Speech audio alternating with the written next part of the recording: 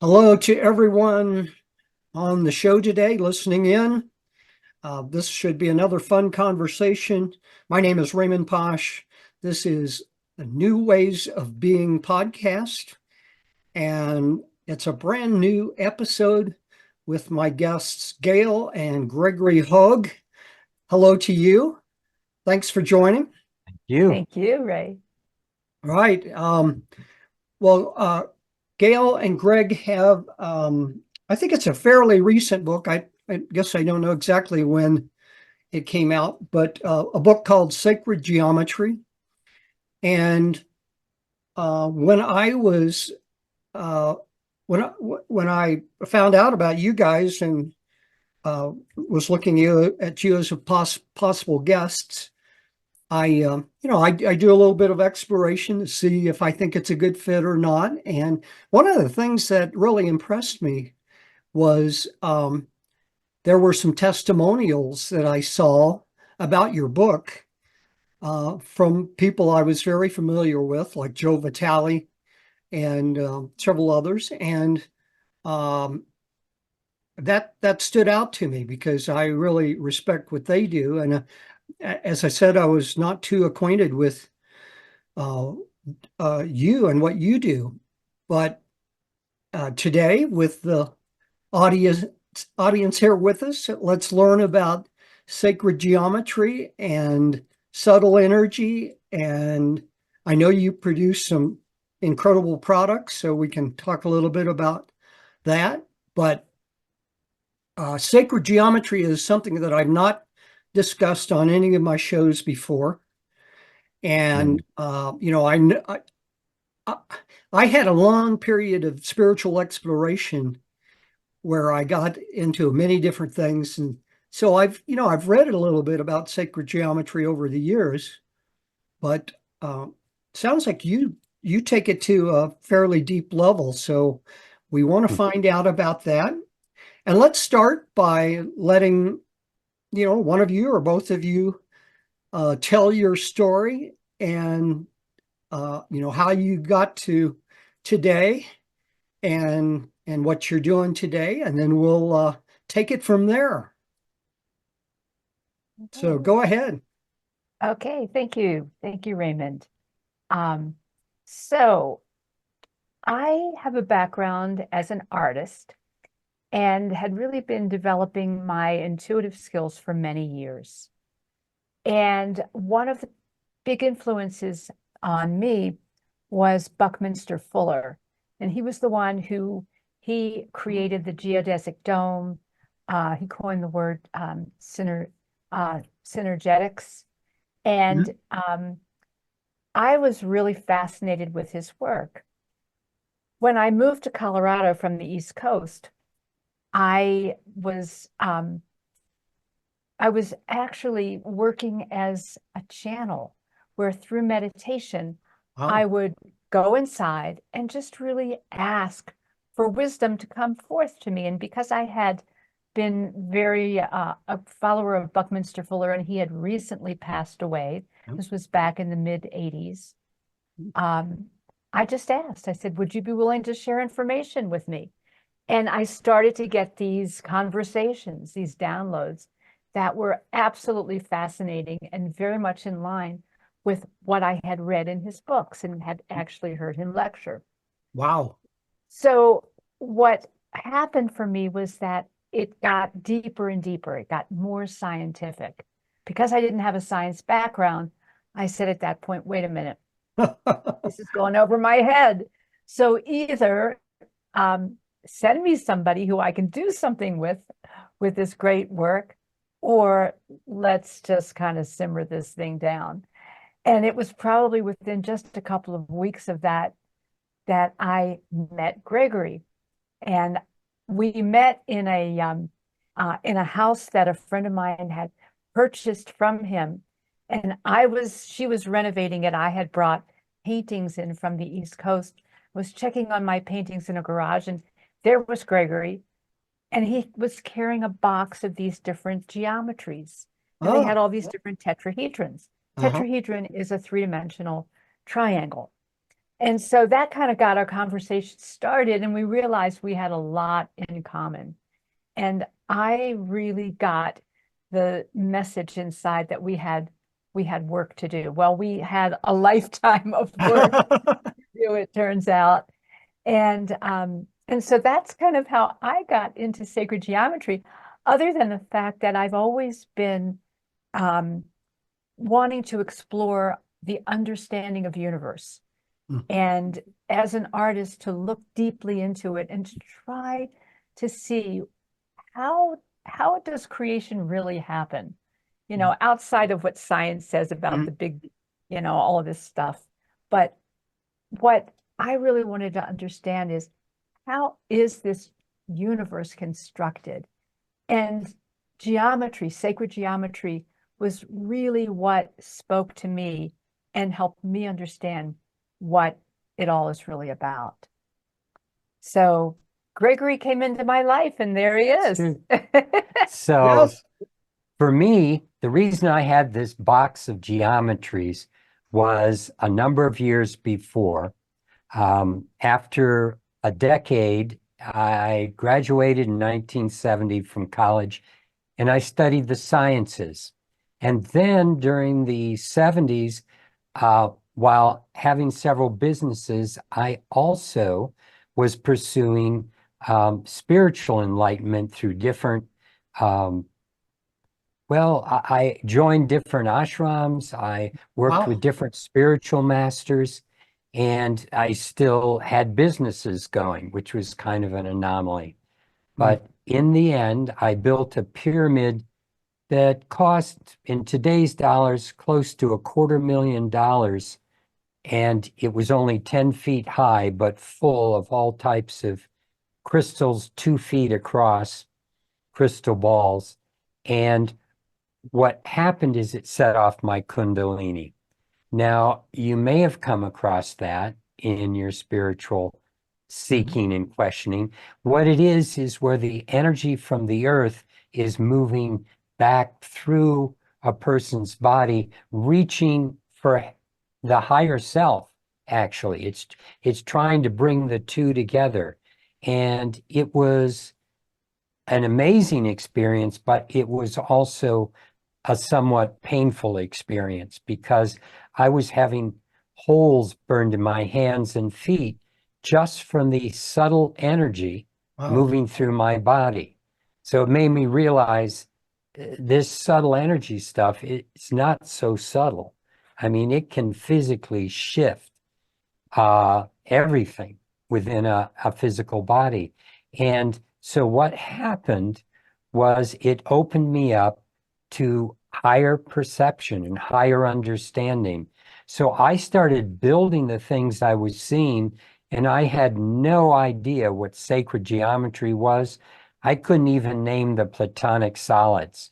I didn't know what things were. I just was building what I was seeing, what the beings I was communicating with, were suggesting that I start doing. And that's what led us on this journey.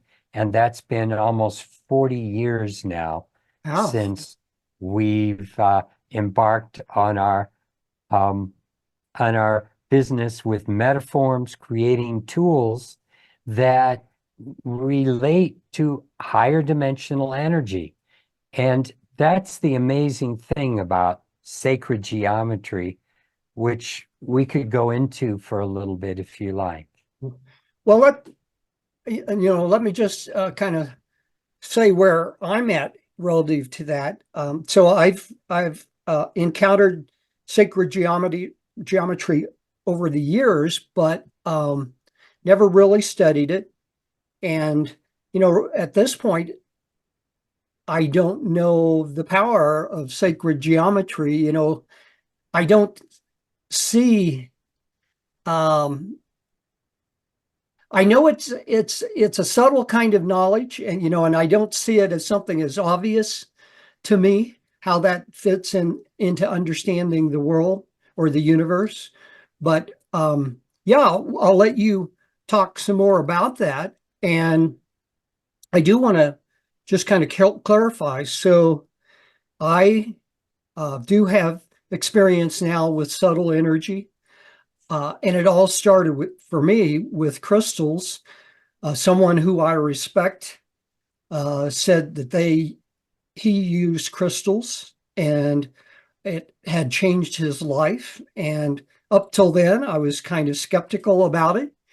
And I said, well, I'm going to give it a try. And what I found is I felt the difference immediately.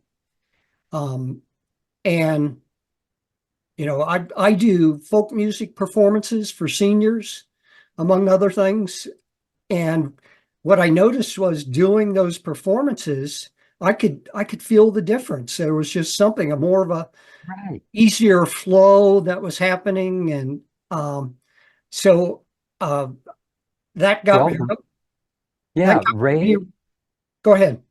one of the things is that the reason crystals do what they do is because of their molecular structure, their geometry. Mhm. You Oh, see what you have in something like a six-sided crystal, quartz crystal of silicon dioxide. Those molecules of silicon and oxygen, the way they bond together, and the way they then bond with other molecules, they form spirals. And those spirals are made up of tetrahedrons.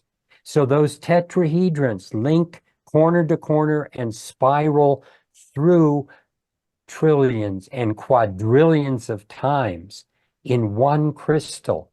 mhm. And when you stack the geometries on top of each other, and there's a space for the energy to spiral because that's how energy moves. Even what we call light, it doesn't move as a wave going up and down. Right. It spirals through space. So Oh, the natural way energy likes to move is spiraling. And so when you have a crystal, you have the potential for energy to flow through it. And then what happens is, even though we look like we're mostly physical, 99.99999% of us is pure energetic space. And so everything in the universe is made up of energy. And the way that energy moves into matter, the way it takes form, it does it through different types of atoms, molecules. It follows patterns that we can see in the way plants grow, in the way human beings grow, in the way the DNA is structured. hmm. So we can understand everything, everything in reality in this universe that we bump into, we can understand from a geometric perspective. Wow. And and so sometimes we don't realize that we are surrounded by all these particular types of geometries. Now, when we go into nature and we sit by a stream and we feel the sun moving against our face, and the truth is that sun, those actual photons that are hitting us, they have a geometry too. And that was recently discovered by some Polish scientists. And Wow. that geometry, when we bring that geometry into a big scale, like for those that are watching us on YouTube, they can see some of the geometries beside us that are spinning and moving. And what happens is we can take the natural way of doing things, and in nature, it feels so wonderful to be there. Right. It's a totally different feeling than being in the city sometimes, where we have a lot of concrete around us, a lot of rebar that cuts out the natural frequencies.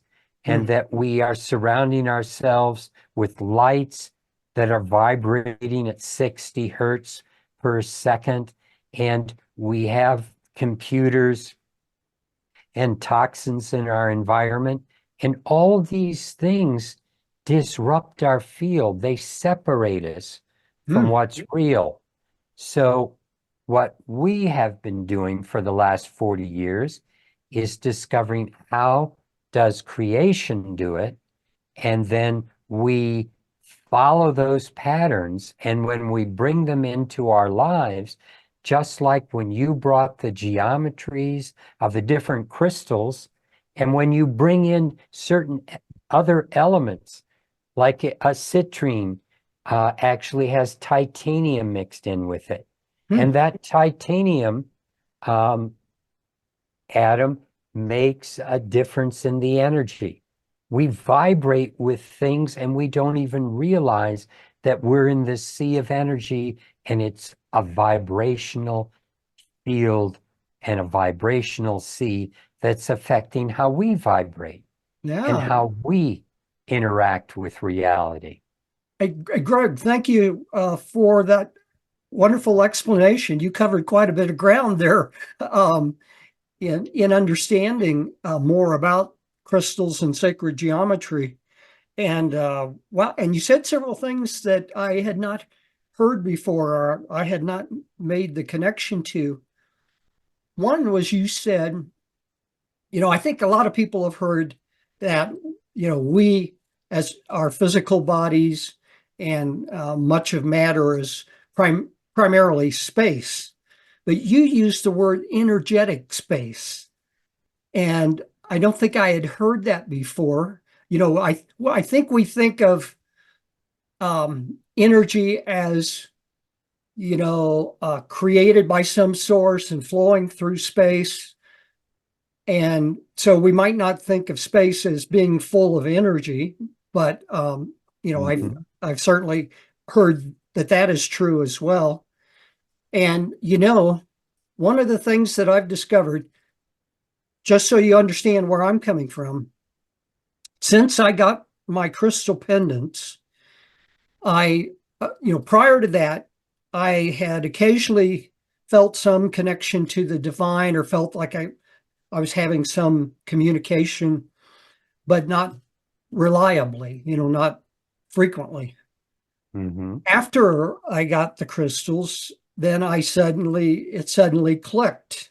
In my first case, I was able to communicate with angels and conversations with God and other guides. And so I knew that opened up something, and I came to understand that it was my spiritual energy level primarily that enabled that. But the other thing I've really learned is that subtle energy seems to be, at least with the help of the crystals, available on demand. If I think of more energy flowing into me, I immediately feel more energy flowing into me. And so it's very creative.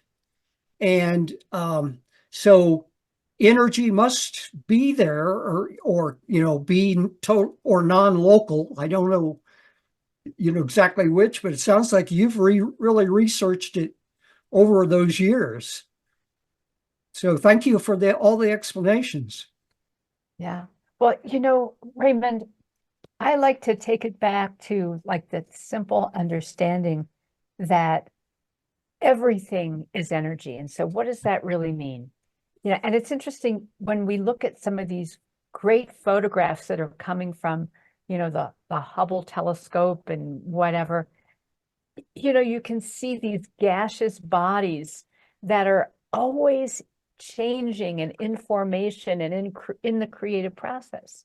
And it's all this energy. Well, before we are in our physical state, we're in an energetic state.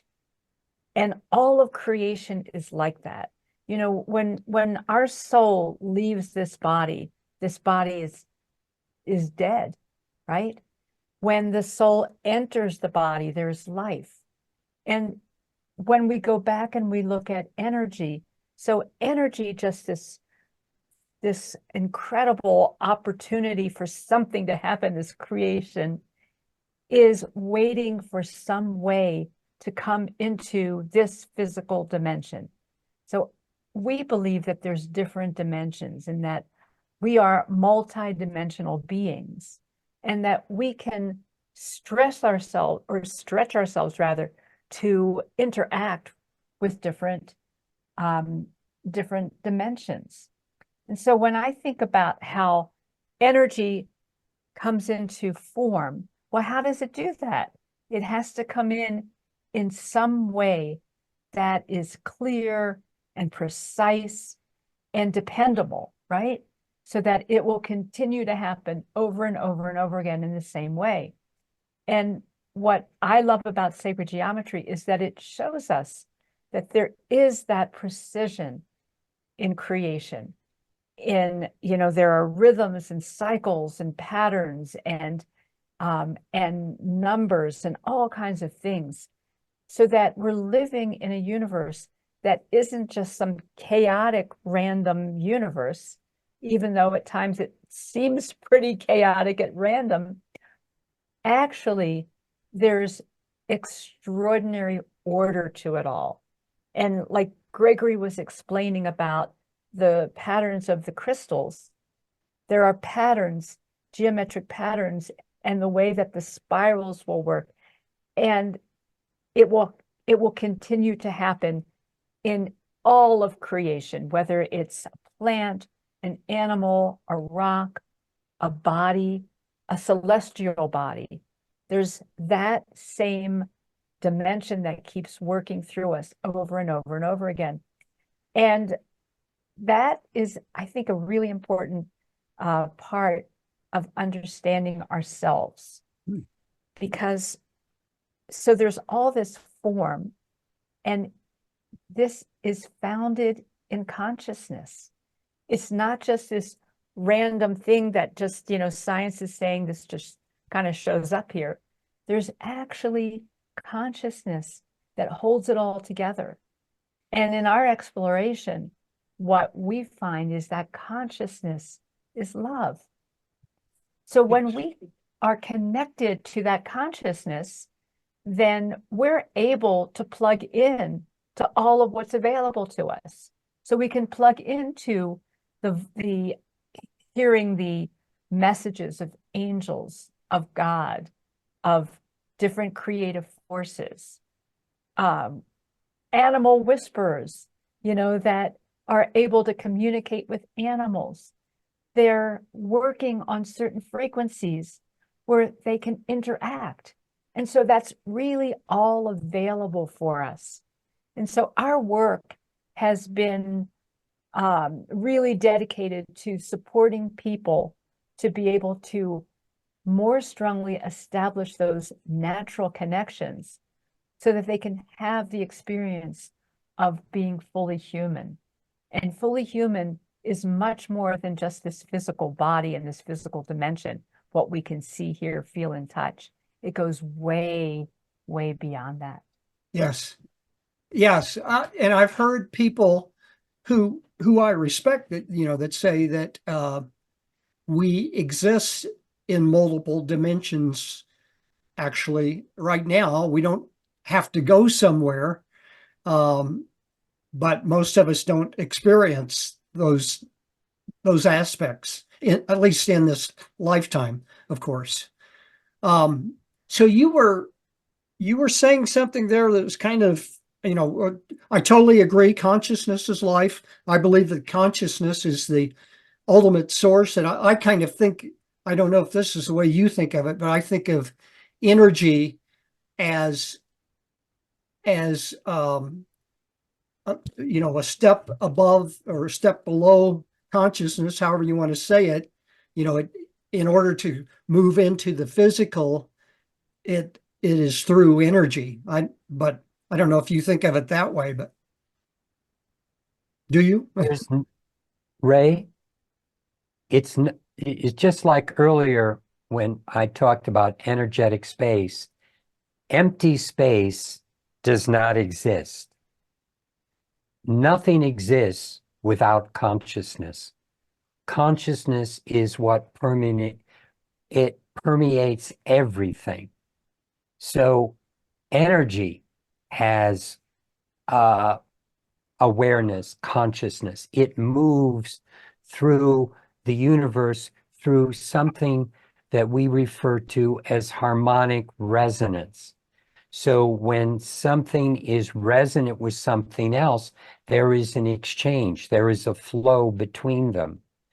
And just to get back to talking about the human being in multiple dimensions, for those that are watching on YouTube, I'd like to share this image, which is a picture of us. We are like icebergs. That's the metaphor. And I've turned it upside down so that that little bit that we see at the top of the iceberg is at the bottom, because everything in our reality comes first. And so when we're talking together, we're like the tips of the icebergs communicating.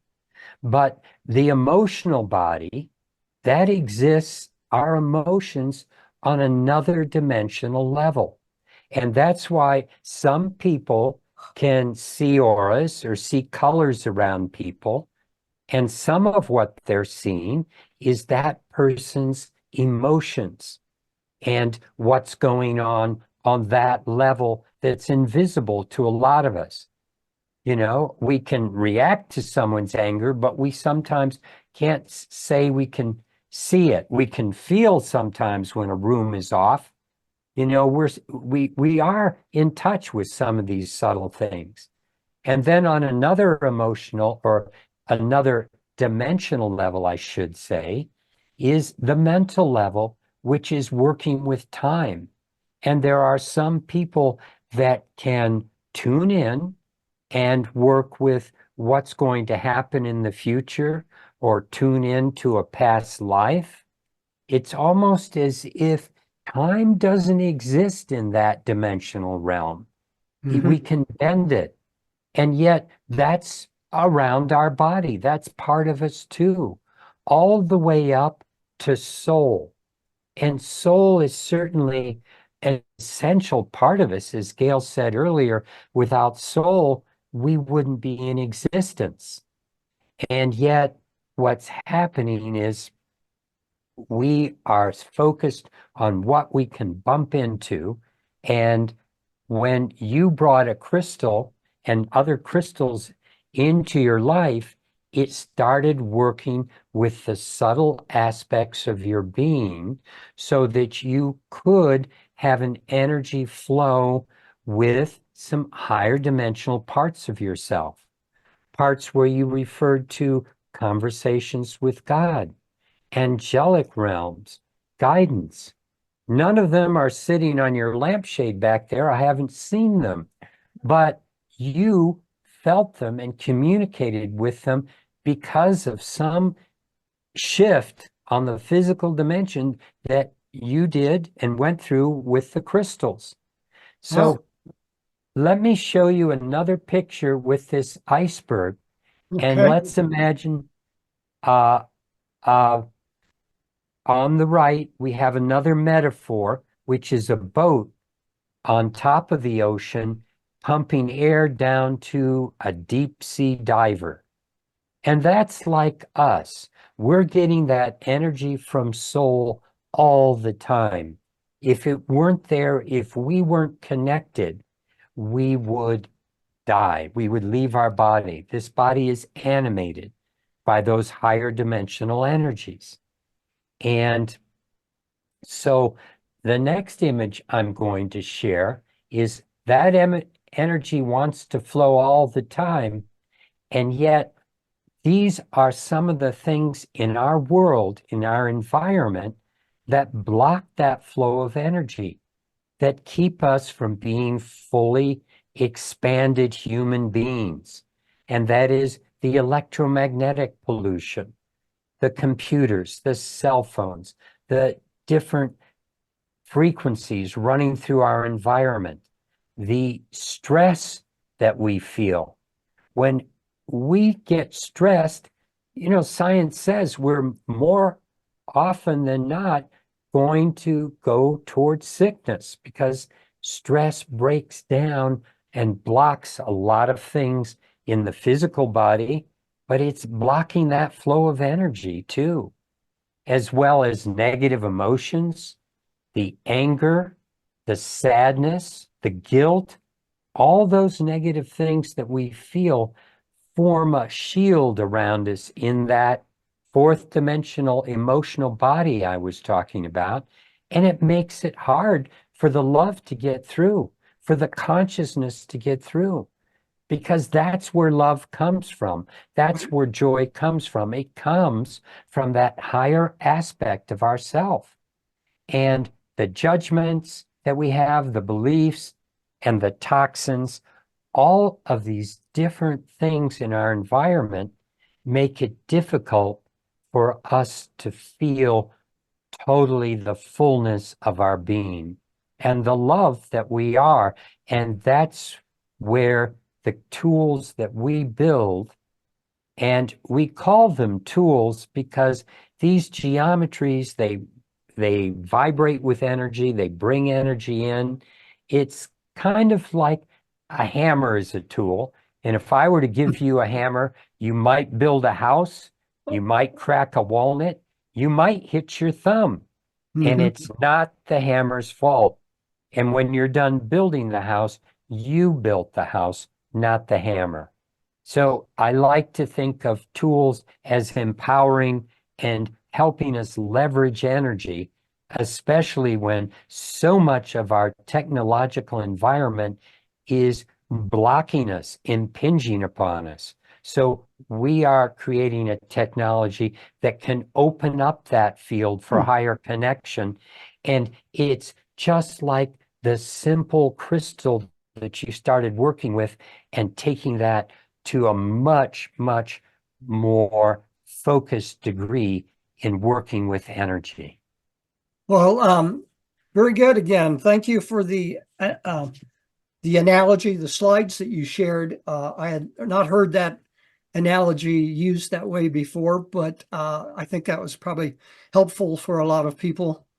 And I noticed that both of you are wearing pendants, which I assume are tools, the kind of tools you're talking about. So, yeah, tell us how one of those pendants, and I've seen them on your website, so I've seen the up close view before, but how that's different than just a crystal by itself. Well, something that's different about our pendants, and we do utilize a special crystal in there. There's different gems and things that have a resonance. However, that's a part of it. And what we're doing is we're taking the principles of sacred geometry and we're on the face of our pendants. And the pendants are actually two-sided. So they have two different, for whoever is watching this right now, one side, we call it the star face, and that helps move the energy up. And these are geometries that then have different gemstones that are embedded into these pendants. And on the other side, we call that the earth face. And those are certain geometries that help the energy move down and become more grounded, more connected to Mother Earth. And those are really important, the geometries on the outside, but it's what's on the inside that really makes it exceptional. We have over 35 different antenna systems inside the pendant. So the pendant has, like a little cup to it in a way. And everything is handmade. Everything that we do is handmade. And we make it all here in Colorado.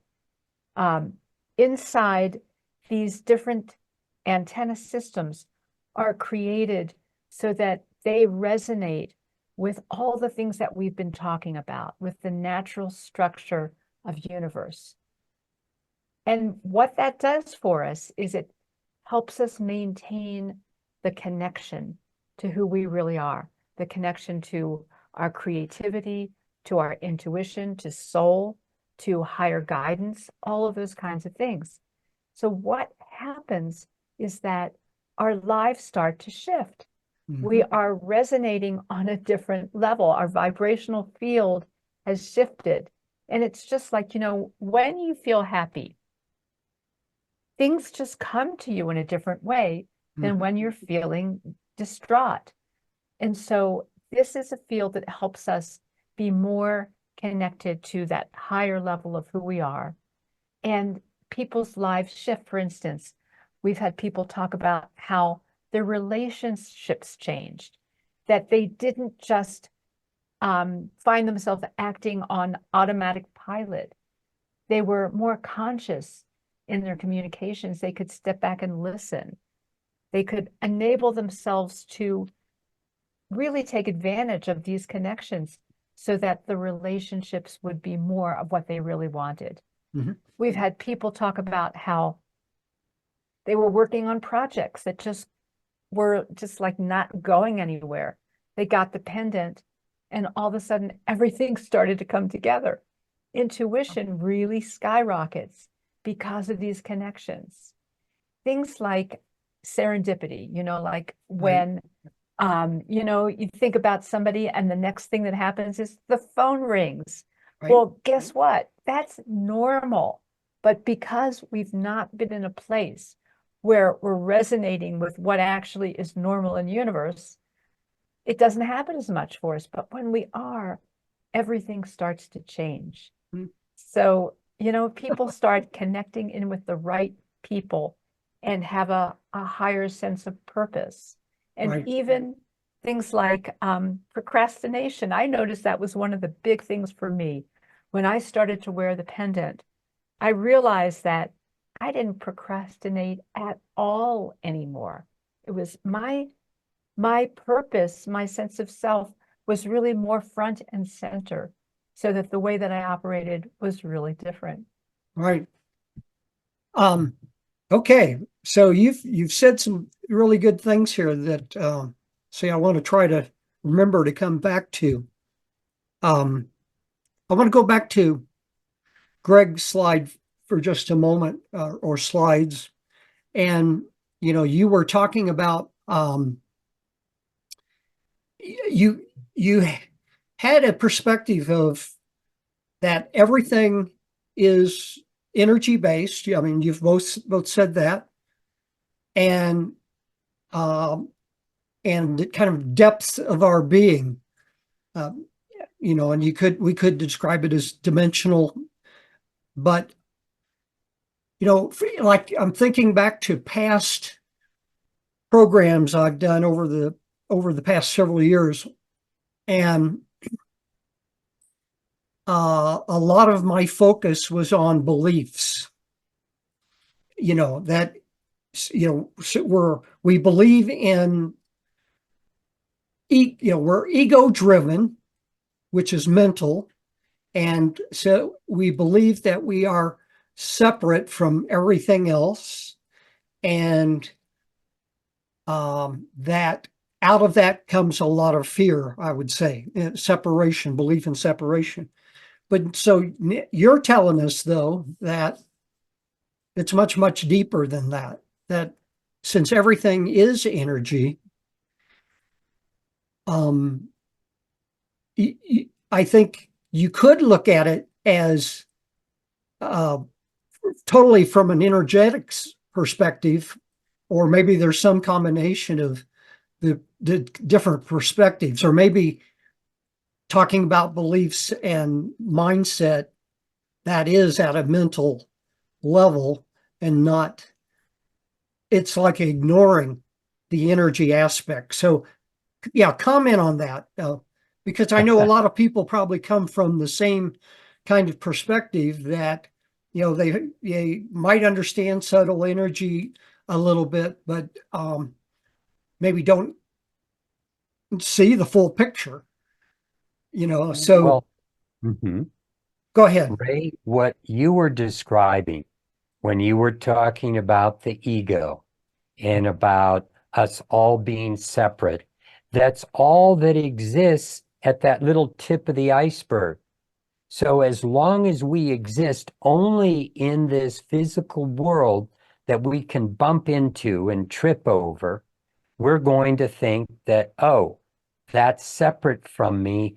And this ego that develops, and we need that when we're first born into this world, we develop this little character that starts going, me, and I'm in relation to all of them, and I've got to get what I need so that I can survive. Mhm. And Right. so much of our drive is about survival. And it's only when we start moving into the bigger part of ourselves where we start discovering the that we're really connected to everything, that love exists because of the way everything comes together, and that when we start exploring the bigger part of ourselves, then we feel the connection to what's real. Then it's possible to see that we can be here to be of service to all because all is us. We are serving ourselves, and the more we are in service to all, the more universe can support us in our process, because service to others doesn't mean that you leave yourself out of the equation. Right. So I know that as long as we are caught in these emotions that are just, we hang on to them because they're familiar, the negative ones. And the truth is that the body, our physical body, is creating the emotion of fear, and that morphs into sadness and anger and guilt. All the other negative emotions are aspects of fear, and that all comes from the physical body at the tip of the iceberg saying, I need to survive. No one else really has my best interests as much as I do. And yet, when we start to break through that barrier of negative emotions, then we start seeing higher self, that love, that soul. That's what it sends us. It sends us the joy. It sends us the excitement. That's why, Gail talking about procrastination, that's partially the excitement to keep going on a project, to stay focused on a project. That's when we're connected to the bigger part of our being. The small part of our being thinks small, feels small, acts Right. small, Right. and it separates, and it has a hard time doing things. And so it's such an amazing perspective shift when we start working with this expanded form of energy. Right. And the way the universe does it, even the diameter of the moon and the diameter of the earth and the diameter of the sun, Yeah. they all follow very particular geometric patterns that I can, show you more slides where you add up these geometries and they equal exactly these different diameters. And Wow. then you take some, so by that, for those that can see, I will show you something. Um, it's like here we have the measure of the diameter of the moon as 2,160 miles. Well, if you take a cube, that's 2,160 degrees. They exactly match, they Hmm. resonate. Hmm. If you take time, like we are just in the process, some people are talking about moving into the age of Aquarius, out Mhm. of Pisces.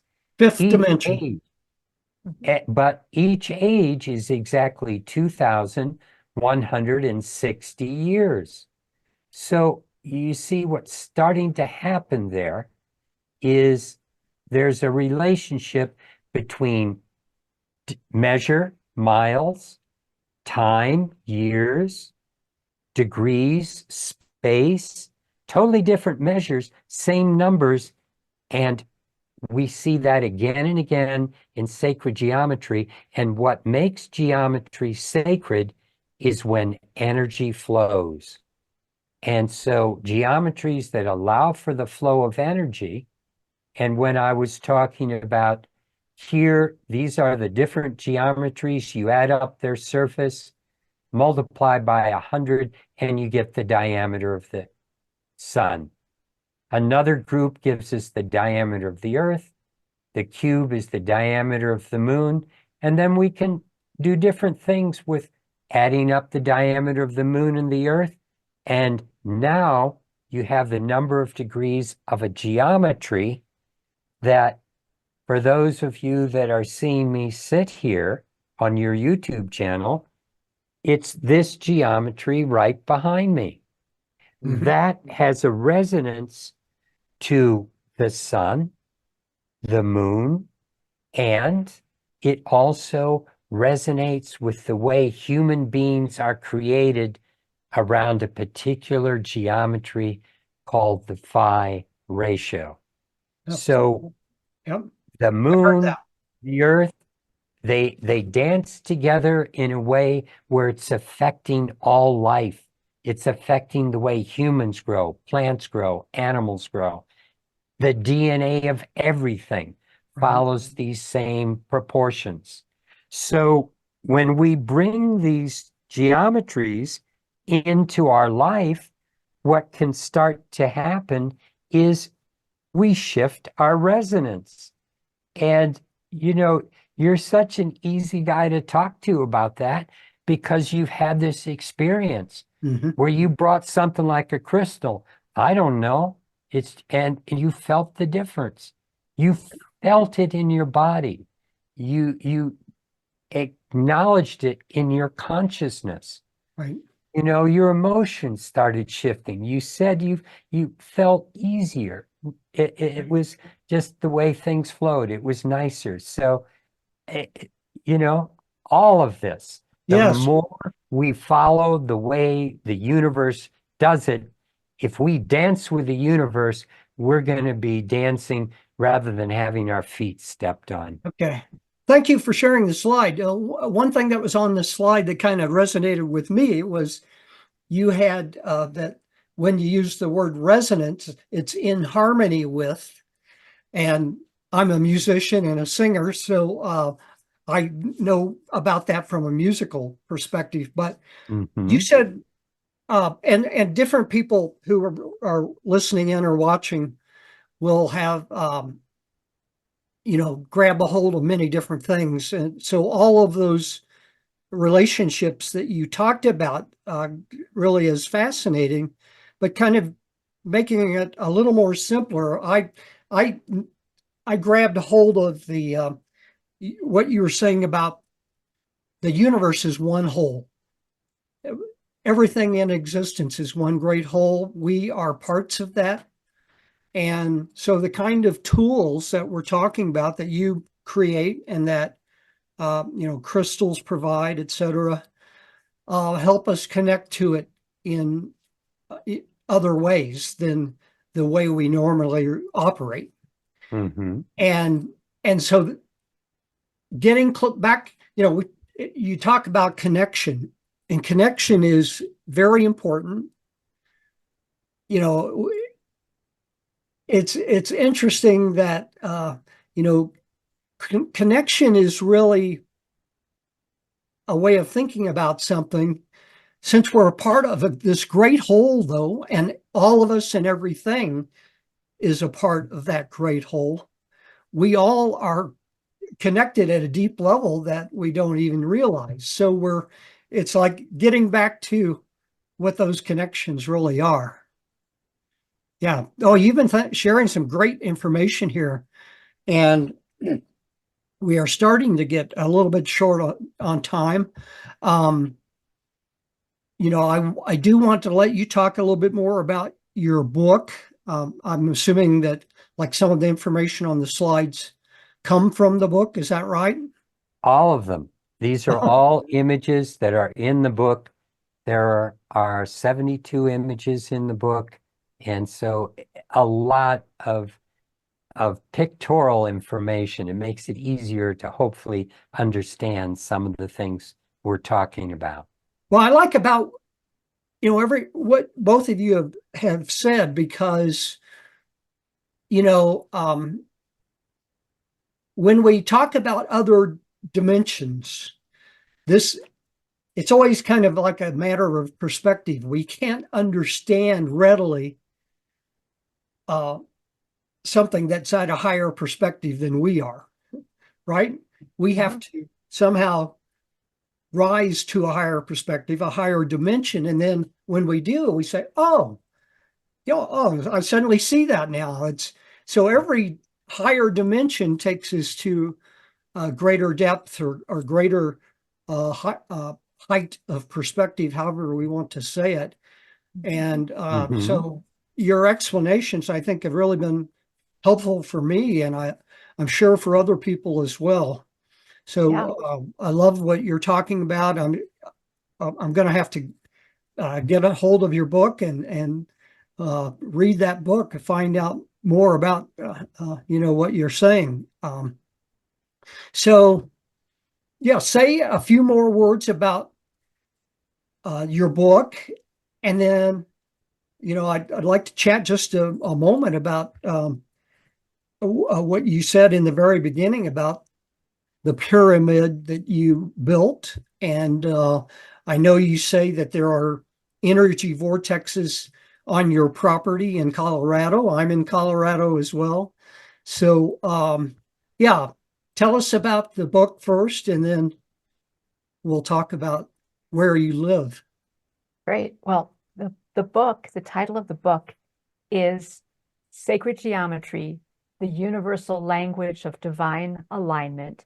We just published it in January. And actually, if you can see this now, read the website URL. It's iconnecttoall.com is our website. And we're offering a free chapter. And the chapter that we're offering is about consciousness. We start off the book talking about what is consciousness. So that's how we approach all of this, is how it relates to the oneness, the consciousness. And so I connect the word and then the number 2 and then the word all, ALL.com/chapter will get you access to coming to our website on a special page and getting access to the first chapter. From there, if you would like to get deeper into the information, because there's a lot there, lots of pictures, different slides that we've created, lots of great information. We've been doing this work for over 40 years. And so we've accumulated a lot. And so it was really a challenge to figure out just what are we going to put into this book. And I think that it will be a journey that you can take to understand not only sacred geometry, but understand yourself and universe in a way of that wholeness, that oneness of what all of us really is. So I invite you to check out that chapter. Yeah, and I find it totally appropriate that you start with consciousness, because I believe that the universe originates out of pure consciousness, and so that's where we are connected. But makes total sense to me that you talk about consciousness first, and I've always found that very fascinating, because it sounds to most people, I think, it sounds so abstract. They don't know quite how to get a hold of it. And one of the ways kind of I've learned to get a hold of it is focusing on awareness in terms of ourself. The more that we are in awareness as opposed to thinking and trapped in the mind, the more that we can connect to the universe. So thank you. And I hope listeners, you got that and wrote it down. iconnecttoall.com/chapter. That tells you their website name, but it tells you where to get the free chapter from the book. Now, anything more you want to say about the book before we wrap up with something else? Well, even though it gets into a lot of detail and technical information, it's what we're hearing from people is it's very readable. People are understanding it, and the pictures really help to flesh it out more. And I think it's a great way to begin a journey into understanding sacred geometry in a way that's really pretty different from most other sacred geometry books. So it's rather unique. And by the way, I'm so glad you're here with me today in this show because I guess I had my perspective on sacred geometry was pretty superficial and it seemed somewhat abstract. And how does all that connect to reality? It's not something we see visibly in the world necessarily. Except I do know, what you said about building that pyramid. I follow the Ancient Alien shows, and in there, and I think in some other shows I've seen where it's been totally demonstrated that pyramids connect to a power, and it may be both at a physical level and a subtle level. So, there's all of that. But this has just been fascinating. And now I have a better sense of it. But I'm going to have to read your book so I can keep digging deeper into it. So tell us. Okay, go ahead. Go ahead. No, what were you going to ask, Ray? Well, I wanted to ask about, what have you experienced? And I've heard of energy vortices, being a common thing around the world, that some people, connect to that energy that they feel. And yeah, tell us a little bit about that and what you've learned about what's on your property in Colorado.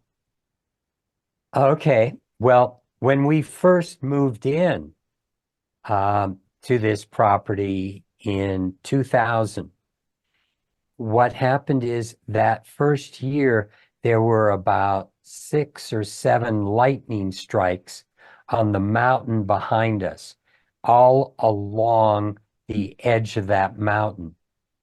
And some big fires started, some 40-acre, 60-acre fires. Mhm. And it was getting a little uncomfortable, disconcerting. And then our guidance explained that they were actually using those lightning strikes to open rifts dimensionally between higher dimensions and the mountain so we could start using the mountain more. And Wow.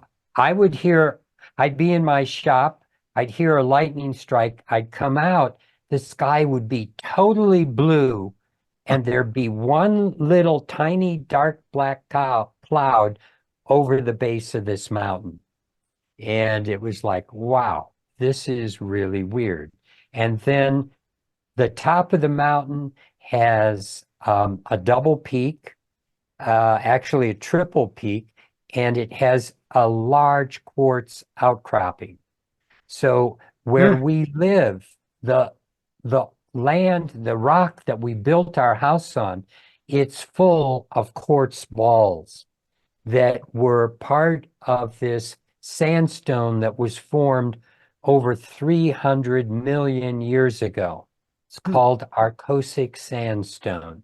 Wow. And so on a higher level, I mean, it's like now we're talking about levels of Earth, and the different levels. We only discovered that when the Grand Canyon was discovered, and they could see the different levels of rock and realize that the Earth's time can be measured through different layers. And our human being is expressed through different layers of our being. So when you were talking about awareness, it's expanding the awareness of our higher dimensional aspects. Now that you're working with guidance and angels and feel that presence in your life, your energy starts expanding to that. Your awareness starts expanding to that. Mhm. And that's going to shift your view of who Raymond is and Yes. what Raymond does. And it's like, isn't that fun? You get to watch this character grow, and you don't have to take him so personally because he's just a little part of you. You start feeling a bigger part of you that can't necessarily be seen or easily explained.